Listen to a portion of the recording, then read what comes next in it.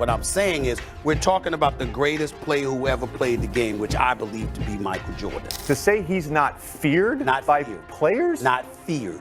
I don't know whether to believe that you believe what you're saying. I do believe. Well, it's not crazy. It's not. That's crazy. It's not crazy, and you know better. You know better. You better. But hold on. You just view him differently, and throughout the years in covering the league, those are all the things that I've consistently heard. I'm talking fear factor. Interview 10 o'clock. 0:28.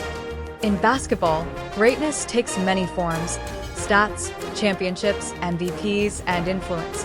But there's one elusive quality that truly separates legends from icons: fear. Michael Jordan had it. Long before the ball even tipped, opponents already knew the game was over. It wasn't just his talent. It was the aura that surrounded him. LeBron James, for all his undeniable greatness, has never been viewed through that same lens. This isn't about disrespecting LeBron.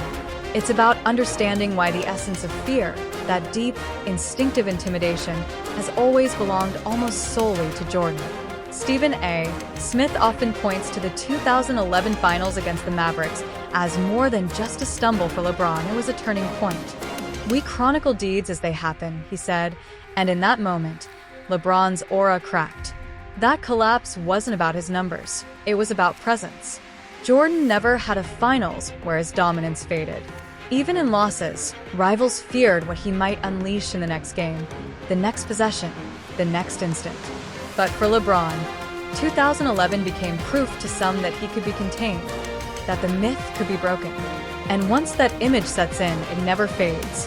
Opponents sense the vulnerability and that missing edge of dread right at his peak. Forever marked the difference between LeBron and Jordan. We chronicle the deeds when they transpire. You know, when we looked at LeBron in 2011, when that happened, that's what we said at that particular moment in time. Stephen A. Smith argues that 5, 6, even 8 years later, LeBron finally grew into his greatness. And he's right. His redemption in Miami, the historic title in Cleveland, and his continued dominance in Los Angeles all proved he evolved after adversity. But here's the crucial distinction. Jordan never needed years of public failure to show he could rise to the moment. By his first finals, he was already the storm, already commanding respect through sheer dominance. LeBron's journey, on the other hand, became one of resilience. He had to rebuild belief in his aura. Yet when fear is missing at a defining point in your career, even future greatness can't fully erase that first impression. Fear isn't something you earn later. It's something you establish early. Jordan inspired terror from day one. LeBron inspired awe, not fear. At that time, what Smith said, what fans said, what critics said, it all rang true. LeBron eventually grew and proved his greatness, but the early image stuck. Smith takes it further, pointing out that LeBron's 6 finals losses gave him chances Jordan never needed to face. Jordan never allowed it to come to that: 6 finals, 6 wins, 6 finals MVPs. For LeBron, each loss didn't just mark a setback. It became evidence for skeptics that his invincibility could be broken. Great players can lose without losing greatness, but every defeat chips away at their myth. Jordan's perfect finals record kept his legend untouchable. LeBron, as phenomenal as he is, could never maintain that same air of intimidation, because true fear belongs only to the flawless, and Jordan never let his be questioned. 5, 6, 8 years. At that moment, what you said, what I said, what we all said was accurate. And then he grew and showed his greatness. When Smith says the key difference between LeBron and MJ is fear, he's pinpointing the heart of the entire debate. Jordan didn't just dominate games. He altered the atmosphere around them. Teams felt defeated before tip-off because his presence alone shifted reality. His intimidation went beyond strength or skill. It was deeply psychological. Jordan turned fear into a weapon. Opponents second-guessed every move. Coaches overanalyzed every matchup, and his own teammates elevated their play out of fear of disappointing him. That mental stranglehold, the ability to control not just the game but the mindset of everyone in it, is something even LeBron, at his peak, never consistently inspired. Teams respected LeBron, they strategized against him. but they didn't tremble the way they did when Michael Jordan was on the other side of the court.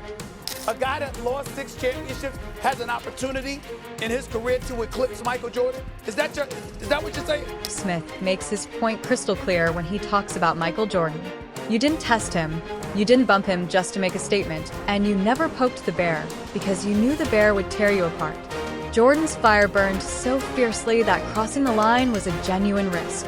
LeBron, on the other hand, has been pushed, mocked, and challenged.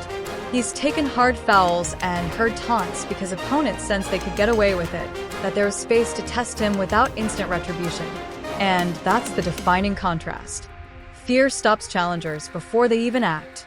Respect recognizes greatness, but still leaves room to confront it. Jordan demanded silence through sheer intimidation. LeBron invites confrontation because too many believe he can be beaten. You didn't mess with MJ. You didn't come at MJ like that. You didn't do stuff like that. People, and I'm not talking about Isaiah Stewart, I'm just talking about period in terms of opponents and how they come at you. Smith points out that with LeBron, opponents believe they can take him down.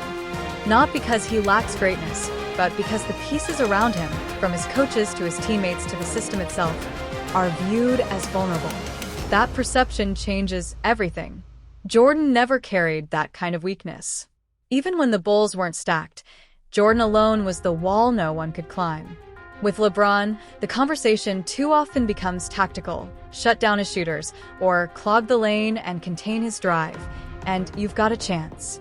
The fact that teams can even entertain that strategy proves the aura of fear never reached Jordan's level. LeBron's dominance was respected, but it wasn't seen as inevitable. Jordan's, on the other hand, felt like destiny. You didn't just face him, you survived him. With LeBron, you believe you can take him.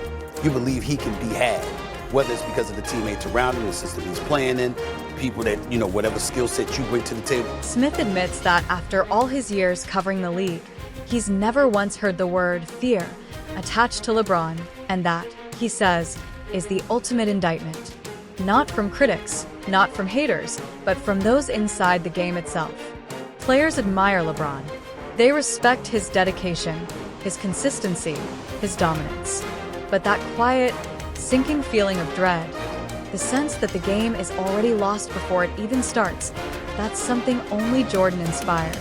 When fear isn't part of your mythology, your legacy takes on a different shape. You can be great, even statistically the greatest, but you're not the ghost that lingers in your opponent's minds before the first whistle blows. You just view him differently.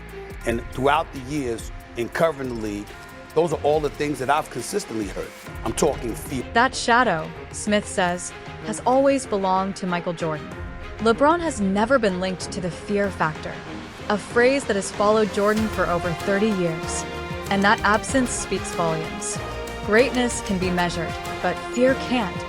It's something you either command or you don't. For LeBron, it never fully arrived. Teams prepared for him as a challenge, not as an inevitability. Even at his absolute peak, collecting MVPs and rewriting record books, he didn't wield that invisible hammer of intimidation that Jordan carried effortlessly. Jordan's presence made opponents change who they were. LeBron's presence earned their respect. And as Smith reminds us, those two things will never mean the same. Fear factor. That's just not something that has ever been associated with him. Smith and J.J. Redick recall a memorable moment when LeBron was shoved to the floor during his time in Miami. Something, they note, that would never have happened to Jordan.